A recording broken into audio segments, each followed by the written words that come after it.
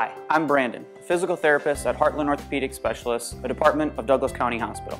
Today we're going to be covering approved exercises for our total hip and total knee joint replacement camps. These exercises are important for helping regain strength, range of motion, and reducing symptoms prior to surgery, and will help speed up the recovery process after the surgery. If at any point doing these exercises produce sharp, shooting, stabbing pains, please stop doing the exercise and consult a physician or a physical therapist if needed.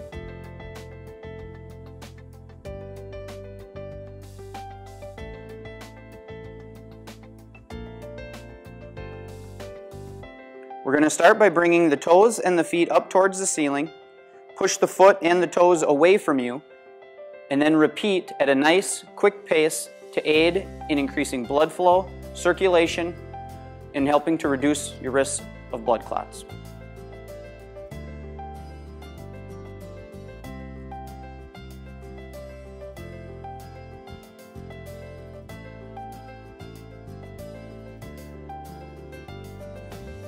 Here we're going to start by placing a towel roll directly underneath the knee. We want you to push down into the towel roll, tightening up your thigh muscle. Hold for 5 seconds, and after the 5 seconds, then relax, and then repeat.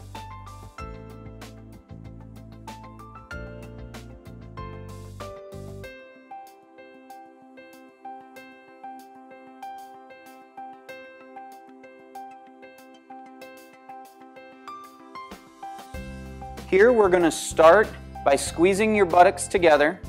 Squeeze nice and tight. Hold for 5 seconds. After the 5 seconds, then relax. When you're doing this on a firm surface, you should see the hips coming up slightly off of the table.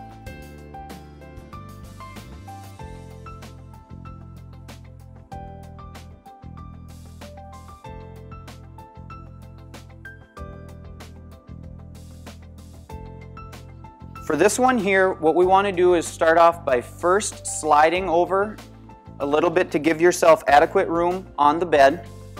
We're going to slide the leg out just as far as you're comfortable, and then slide the leg back in again, making sure that you keep both your knee and your foot pointing up towards the ceiling, not rotating out to the side.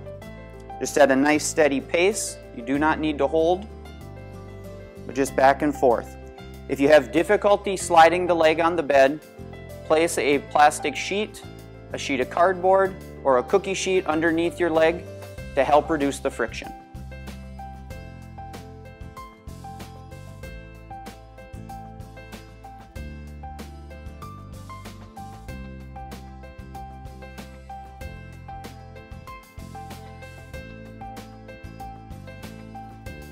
Now we're going to slide our heel up towards the buttocks as far as what you're comfortable, and then slide back down, holding for 5 seconds when you get towards the top. Again, with this one, if you're having difficulty or there's too much friction on the bed sheet underneath the heel, feel free to put down a sheet of plastic, sheet of cardboard, or a cookie sheet.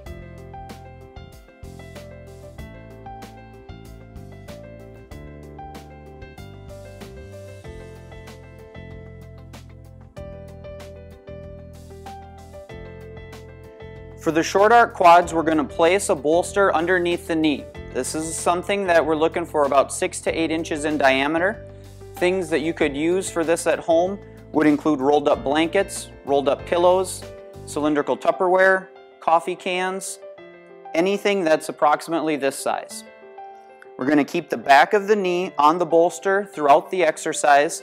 We're going to extend the knee, kicking your foot up towards the ceiling, tightening your thigh muscle, and holding for 5 seconds.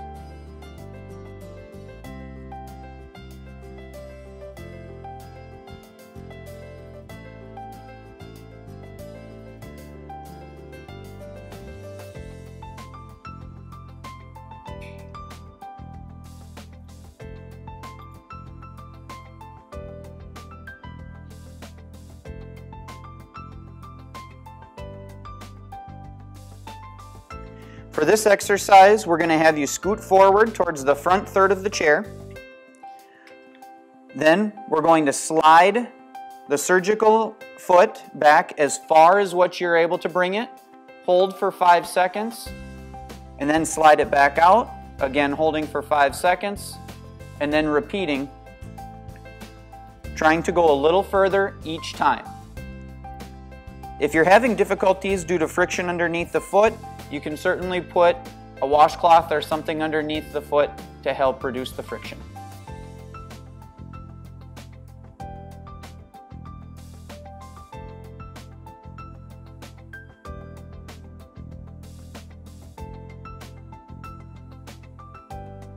For this exercise, we're going to take the good leg, wrap it around the front of the ankle of the surgical foot. We're going to pull back as far as what you're able to bring it. In that position there, we're going to scoot forward on the chair.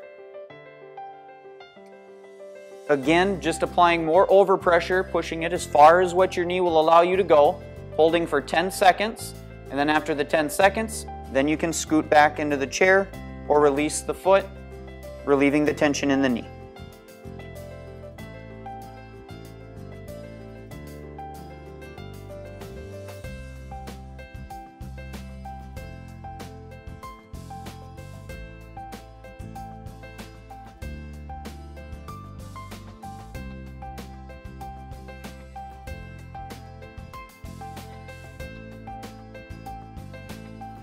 For the straight leg raise, we're going to start with the non-surgical leg being slid up. The surgical leg is going to be straight. We're going to tighten up the lower abdominals again, trying to draw the belly button down towards the table. Tighten up your thigh muscle, keeping your leg as straight as you can, and then lift up about 10 inches off of the table. Hold for the 5 seconds, and then after the 5 seconds, again relax. Keeping your core tight throughout the process and remembering to breathe throughout the exercise.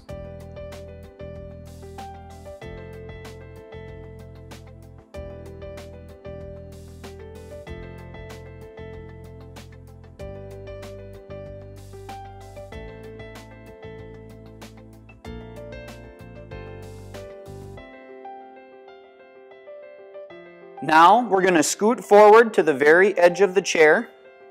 We're going to put your foot up on the front edge of a stool or an ottoman at the house. We've created a little bit of a gap between your back and the backrest of the chair, and so what we want to do is put in some pillows or cushions to help make sure that you do have some back support. We want you to relax your leg, letting your knee fall down as low as what you're able to get it.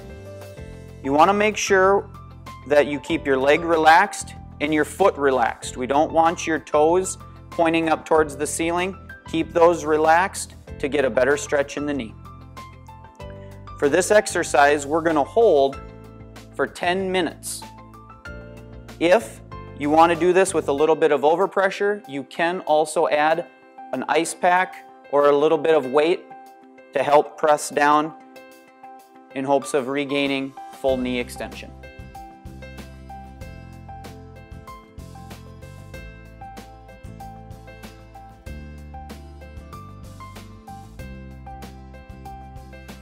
For the patellar mobilizations, we first want you to make sure that you're able to locate your kneecap.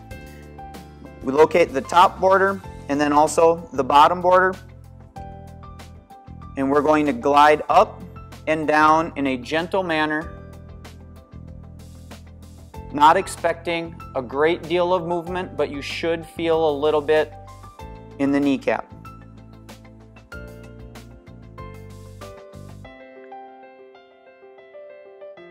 The next glide is going to be a medial and lateral glide.